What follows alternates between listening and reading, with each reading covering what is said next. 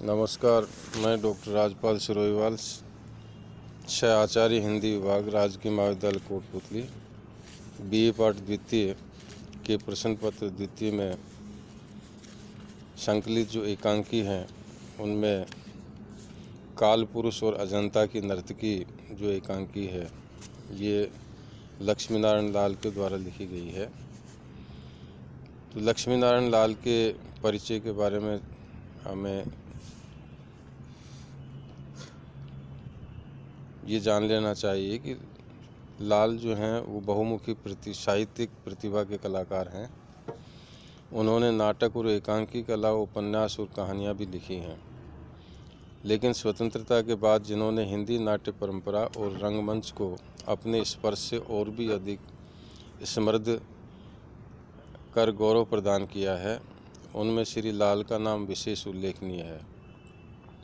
वे रंगकर्म के उन विरले व्यक्तित्वों में से एक हैं जिन्होंने रंगमंच पर अभिनेता के रूप में अपनी छाप छोड़ी है। सन 1950 में इनका ताजमहल के आंसू इलाहाबाद विश्वविद्यालय की पत्रिका में प्रकाशित हुआ और उसे वहीं मंच पर भी प्रस्तुत किया गया। ये एकांकी हिंदी एकांकी को श्री लाल की नाट्य प्रतिभा का प्रभावी परिचय दे गया। मूलतः आप नाट्यकार और नाट्यकला मर्मज्ञ आलोचक हैं। आप आजीवन रंगकर्म से जुड़े रहे और विविध प्रयोगों में व्यस्त रहे। ताजमहल के आंसू, पर्वत के पीछे, नाटक बहुरंगी और दूसरा दरवाज़ा इनके चर्चित एकांकी संग्रह हैं।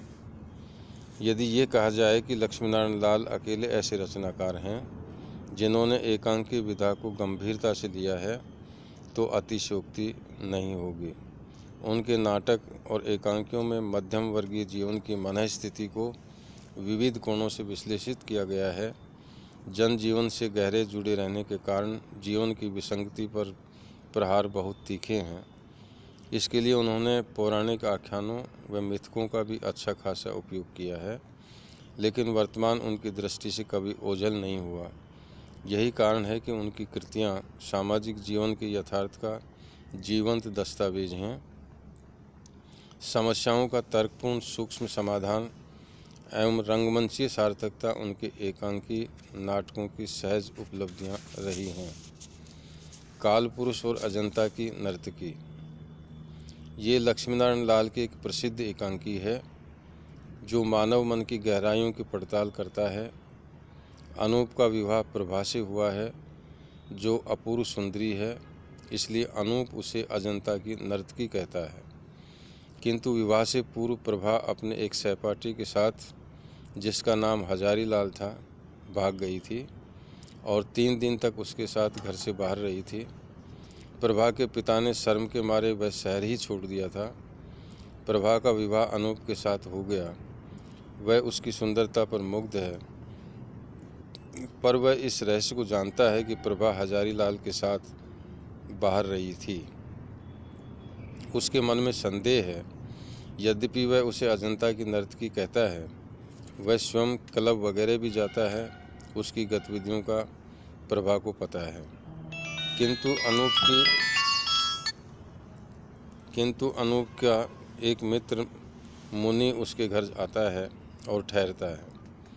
ये प्रभा को अच्छा नहीं लगता, क्योंकि उसे पता है कि मुनि ही हजारी लाल है और उसे लगता है कि प्रभा को पीड़ा पहुंचाने के लिए ही अनूप ने उसे बुलाया है।